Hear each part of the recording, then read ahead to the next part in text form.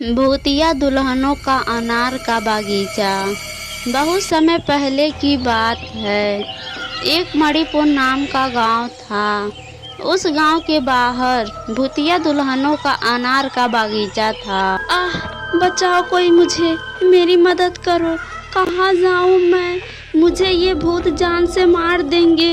यहीं कहीं छिप जाती हूँ। ये लड़की कहाँ छुपी है तू मुझसे नहीं बच पाएगी। आज तेरा मौत तय है। आज तुझे हम मार देंगे। तेरा भी वही हाल होगा जो बाकी के दुल्हनों के साथ हुआ है। मोना नाम की दुल्हन अनार की बागीचे में भूतों व चुड़ैलों से डरकर छिप जाती है। उसे डरा हुआ देखकर भूत और चुड़ैल जोर जोर से हंसने लगते हैं। मोना डर के मारे कांपने लगती है और घबराकर अपने आसपास देखती है। तभी उसकी नज़र अनार के पेड़ के डालियों पर पड़ती है, जिसके नीचे वह भूतों और चुड़ैलों से डरकर छिपी होती है। उस अनार के पेड़ पर बहुत सुंदर दुल्हनों की कटे सर लटके होते हैं। दुल्हन की इतना ज्यादा कटा हुआ सर। अरे वाह, हा। तू तो वहीं आ गई जहाँ पर तेरी मौत लिखी है। और ध्यान से देख ले ध्यान से अनार के बागीचे में। ध्यान से देख ले अनार के पेड़ को। इस पर कितनी सुंदर दुल्हनों की कटे हुए सर लटके हैं। अब तेरा भी वही हाल होगा जो इन दुल्हनों के साथ हुआ है। हा। तू अब मरने के लिए तैयार हो जा लड़की। आज तेरी मौत पक्का है। मैं बेचारी दुल्हन, मैं तुम्हारे सामने हाथ जोड़ रही हूँ। मैंने तुम दोनों का क्या बिगाड़ा है? मुझे छोड़ दो, मुझे यहाँ से जाने दो। आज मेरी शादी है, कृपया करके मुझे जाने दो। हम दोनों तुझे नहीं छोड़ सकते। आज तेरी शादी होनी थी, अब तेरी शादी नहीं होगी क्योंकि आज तू मर जाएगी। इतना कहकर भूत और चुड़ैल मोना दुल्हन को तलवार से मार डालते हैं और उसे अनार के पेड़ पर टांग देते हैं। उस अनार के बड़े से पेड़ पर एक और दुल्हन की लाश लटक जाती है। देखो, अब हमारी अनार की बागीचे की शोभा और बढ़ गई। अब हम बाकी दुल्हनों को नहीं छोड़ेंगे। हा। सही कह रही हो तुम। अभी तो हमें बहुत सारी दुल्हनों को मारना है। आखिर ये दोनों भूत और चुड़ैल कौन थे जो दुल्हन लड़कियों को मारने में बहुत ही माहिर थे? आखिर ये दोनों क्या चाहते थे? क्या दुल्हन लड़कियों को मारने के पीछे कोई राज छिपा था या भूत व चुड़ैलों की कोई नया मजाक था? आखिर क्यों ये दोनों भूत व चुड़ैल अपने ही अनार के बागीचे में दुल्हन लड़कियों को मारकर पेड़ पर क्यों लटका देते थे? ये जानने के लिए हमें कहानी के शुरुआती भाग में जाना पड़ेगा, जहां बूढ़ा रमेश और सरोज अनार के बागीचे से अनार इकट्ठा करते हैं। सरोज, मैंने पके हुए अनार तोड़ लिए हैं और तू अच्छे से अनार का जूस बना देना ताकि सीमा बिटिया पी ले। उसे अनार का जूस बहुत ही ज्यादा पसंद है। ठीक है जी, मैं अच्छे से बना दूंगी। आप बेफिक्र रहिए। फिलहाल आप ये अनार की टोकरी भी ले चलिए। इसे हमें शाम को बाजार में बेचना भी है। हाँ, ले रहा हूँ। ये अनार की टोकरी भी मैंने भर ली है। रमेश अपनी पत्नी के साथ अनार की टोकरी लिए हुए अपने घर जाता है। और वह अपने परिवार के साथ अनार का जूस खूब मजे से पीता है। अरे वाह माँ, इतनी कड़ी गर्मी में आपने मुझे अनार का जूस दिया, उसके लिए धन्यवाद। मुझे आपके हाथ का अनार का जूस बहुत ही ज़्यादा पसंद है। जितना पीना है उतना पी ले बिटिया। शादी के बाद तुझे अनार का जूस रोज रोज नहीं मिलने वाला है। हम लोग तेरे लिए लड़का खोज रहे हैं, कुछ ही दिनों में तेरी शादी हो जाएगी। हाँ सीमा बेटा, मैं आप दोनों से अलग नहीं होना चाहती और मैं शादी के बाद आप दोनों से मिलने आती रहूंगी और आपके हाथ का अनार का जूस पिया करूंगी। ठीक है बिटिया। फिर सरोज पंडित से अपने बेटी सीमा के लिए अच्छे खानदान का लड़का ढूंढने के लिए कहती है और वही दूसरे तरफ लालची सरपंच उन दोनों के अनार के बगीचे पर नजर गड़ाए रहता है। तभी वह रामू के पास जाता है। अरे रमेश, मैं बहुत ही आशा लेकर तुम्हारे पास आया हूँ। उस बूढ़े रमेश के अनार के बगीचे को तू तो देखा ही होगा। मैं सारे तरकीब अपना चुका हूँ, लेकिन वह अनार का बगीचा मेरे हाथ नहीं लगा।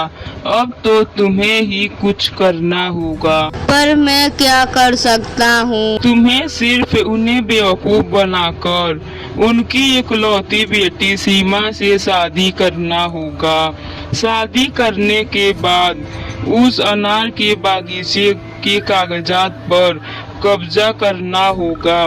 और तुम चिंता न करो, मैंने तुम्हारे लिए 4 पेटी तैयार कर रखा है। ठीक है सरपंच जी, मैं ये आपका काम अवश्य करूँगा, जैसा आप चाहते हैं। इतना कहकर फिर सरपंच चला जाता है। उस लड़की के रिश्ते के बारे में पता चलता है तो रामू पंडित को बहुत ज़्यादा पैसे देकर खरीद लेता है और अपने लिए उनके घर रिश्ता भेज देता है।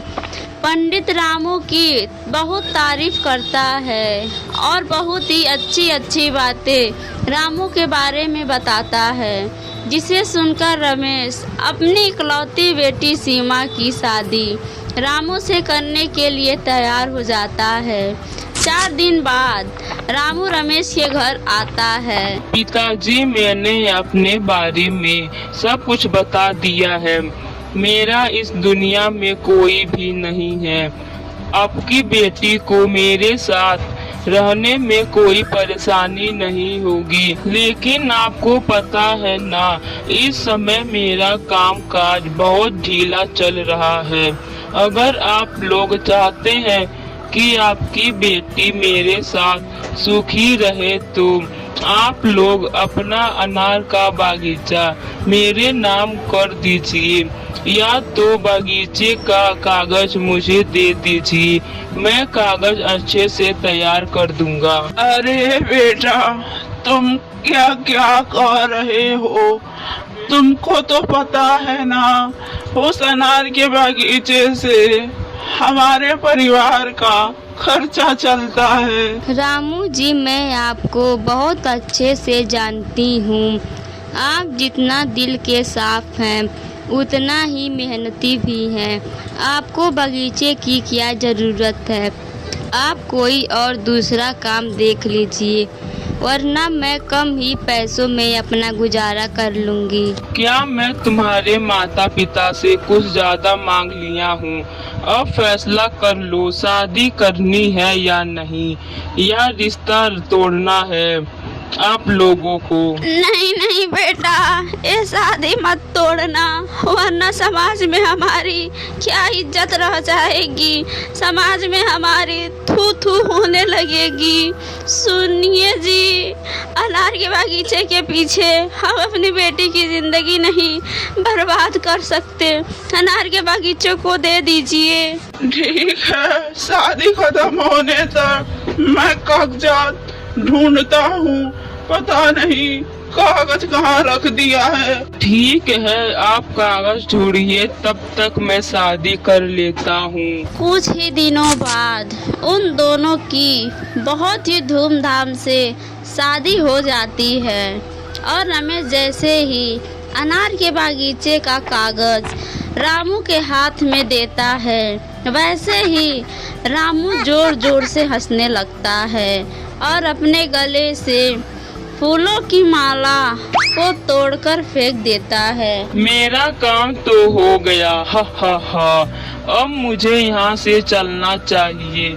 सुनो, मैं इस शादी को नहीं मानता और इस शादी को तोड़ता हूँ, और न ही मैं तुम्हारा पति हूँ और न ही तुम मेरी पत्नी हो। तभी वहाँ पर सरपंच भी आ जाता है। शाबाश रामू, शाबाश, आखिरकार तुमने मेरा काम कर ही दिया।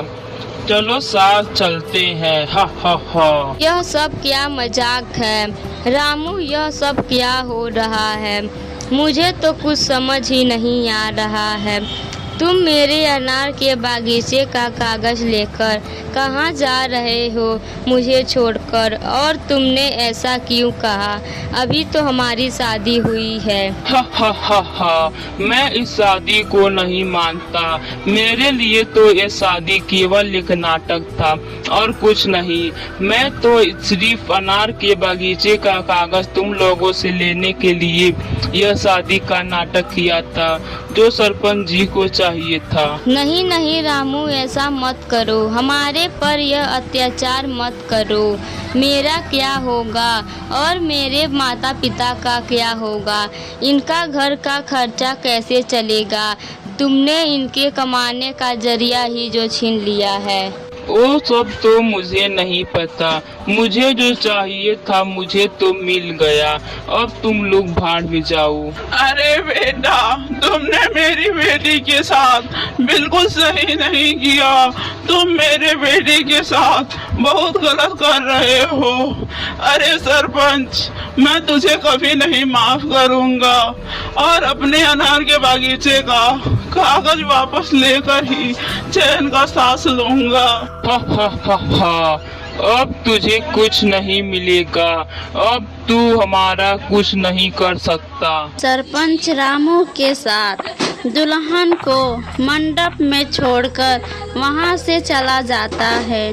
सीमा बहुत ही ज्यादा रोती है और वह बहुत ही दुखी होती है। रमेश और सरोज भी बहुत रोते हैं और वो दोनों अपनी बेटी को समझाते हैं और उसे हिम्मत देते हैं। रात हो जाती है और सीमा बहुत उदास थी, उसे नींद नहीं आ रही थी। शादी करने के बाद दुल्हन अपने ससुराल जाती है और मैं अपने माता पिता के खुशियों की गुनहगार हूँ और अब उन लोगों पर और बोझ नहीं बन सकती, उन लोगों को और बेइज्जती नहीं करा सकती। इसीलिए माता पिता और अब आप लोगों को छोड़कर जा रही हूँ, आप लोगों से बहुत दूर।